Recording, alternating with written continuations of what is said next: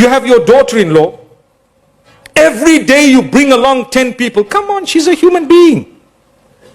Make it once, twice, that's it. Every Eid, the same daughter-in-law, every Eid, it's expected of her to cook for 50 people. Whenever is she going to have the day to have an Eid? And we blackmail her spiritually by telling her, this is your Jannah.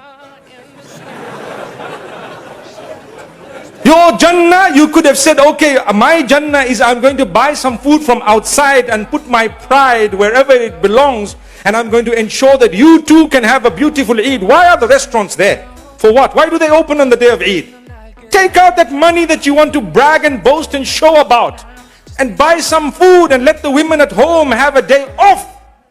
May Allah make it easy. I see the guys are smiling. I suppose those smiling are those who own the restaurants, right? Free advertising. But it's a fact. Why? We are no longer living in a stage where you can impose on family members, and whether it's your wife, your daughter-in-law, your mom, whoever else it may be, different people. Wallahi, we make them suffer, and we make them believe that Ramadan is a month where you're supposed to be in the kitchen for at least 7 hours, and then only will your Taraweeh be accepted. And for them, it's just Qul Huwallahu Ahad in every rak'ah. Allah forgive us. Wallahi, it's a sin, it's a crime. They also need to read Quran. They also need to get close to Allah. Come on, be considerate.